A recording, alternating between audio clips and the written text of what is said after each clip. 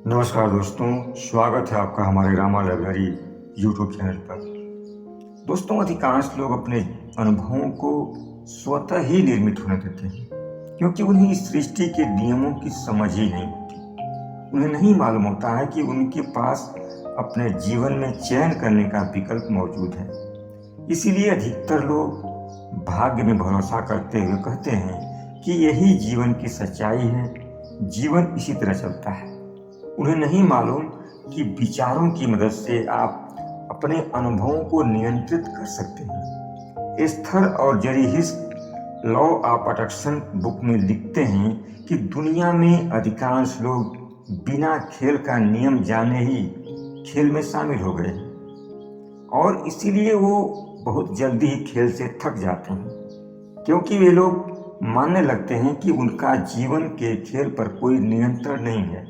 अगर आप नहीं जानते कि आप अपने जीवन में क्या चाहते हैं, तो आपके लिए बेहतर यही होगा कि आप अपनी इस आकांक्षा को बार बार दोहराएं। जैसे मैं जानना चाहता हूं कि मुझे क्या चाहिए, मैं जानना चाहता हूं कि मुझे क्या चाहिए, और जब आप इस इच्छा को बार बार दोहराएंगे तो आप इस इच्छा से जुड़े डेटा को आकर्षित करना शुरू कर देंगे।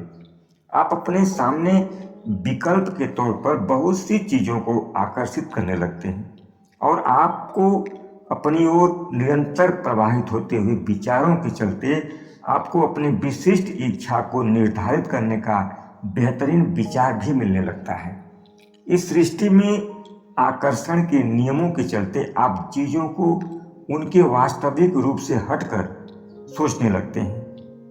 लोग चीज़ों को उनके वास्तविक रूप में ही देखते हैं और इसीलिए आकर्षण का नियम उन्हें उसी के समान वस्तु में प्रदान करता है। बाद में लोग कहने लगते हैं कि उनका इस जीवन पर कोई नियंत्रण नहीं है। लोगों को सिखाया गया है कि उनके पास चुनाव करने का कोई विकल्प नहीं है, वे इस लायक हैं ही नहीं कि चुनाव कर सकें। लेकिन अभ्यास करने के बाद अपने अनुभवों को पहचान कर अपने चयन की प्रक्रिया को आप समझ सकते हैं। अब जरा उस अनुभवों में इच्छा का क्या महत्व है, इसे समझते हैं। जैसे कोई कहता है कि इस इच्छा करना गलत है, हालांकि यह उदासीन रवैया को दर्शाता है, लेकिन किसी इच्छा की इच्छा न करना अपने आप में इच्छा नहीं है। वास्तव में इच्छा ही सृजन की शुरुआत है। इसलिए स्वयं की इच्छा को नकारना वास्तव में अपने जीवन के अनुभवों के नियंत्रण को अस्वीकार करना है। आप भौतिक अस्तित्व हैं, लेकिन आप में आंतरिक आयामों में प्रवाहित होने वाली प्राण शक्ति और ईश्वरीय ऊर्जा शक्ति मौजूद है।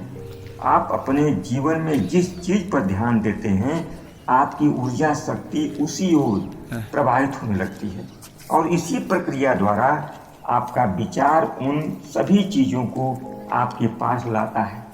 जिस पर भी आप इच्छापूर्वक विचार करने लगते हैं, आप जितना अधिक अपनी इच्छा पर विचार करते हैं, आकर्षण का नियम उन चीज़ों को उतनी ही तीव्र गति से आपके पास लाने का प्रयास करता है। आप कह सकते हैं कि विचारों का तीव्र और एकाग्र संवेग आपके जीवन में बहुत महत्वपूर्ण है। सवाल यह है कि लोग बहुत थोड़े समय के लिए ही किसी एक विचार पर स्थिर क्यों रह पाते हैं, क्योंकि लोगों में बहुत अधिक प्राप्त करने की इच्छा और क्षमता होते हुए भी खुद को समझा लिया है कि इससे अधिक हम प्राप्त नहीं कर सकते, और इसीलिए लोग कुछ चाहने और फिर उसके न मिलने की आशंका से बचना चाहते हैं। ऐसा भी नहीं है कि आपने इच्छा नहीं है इसलिए आपको कुछ नहीं मिलता या बहुत कम मिलता है।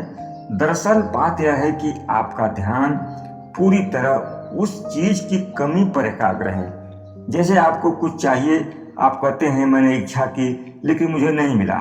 इस समय आपका ध्यान अपनी इच्छा पूरी ना होने पर ही केंद्रित है और आकर्षण के नियम के मुताबिक आप उसी कमी को आकर्षित करेंगे।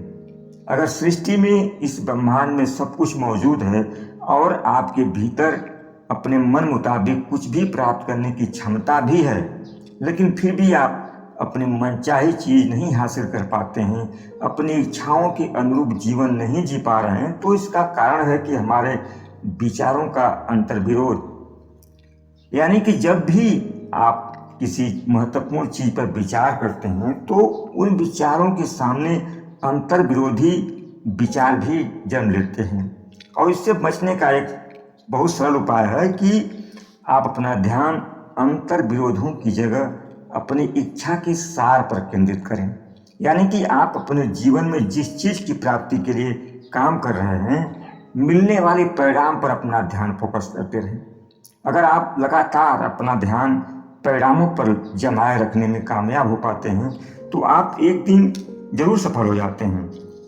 अधिकांश लोग अपना फोकस ज़्यादा देर तक इच्छाओं और अपने सपनों पर नहीं टिका पाते, और इसीलिए जीवन में अधिकांश लोग मनचाही चीज़ें हासिल करने में चूक जाते हैं और फिर कहते हैं मैंने कोशिश भी की लेकिन कामयाब नहीं हो पाए। कहने का तात्पर्य है कि आपको अपनी भावनाओं में किसी भी तरह का अभाव नहीं आने देना है। प्रसिद्ध लेखिका रांडा वर्न अपनी बुक द मैजिक में लिखती हैं कि आपको अपने जीवन में मिले हुए सभी वरदानों के प्रति कृतज्ञ होना चाहिए। यानी आपको अपने जीवन में जो कुछ भी मिला हुआ है उसके प्रति आभार व्यक्त करें। अगर कोई समस्या भी है, कोई दुख भी है,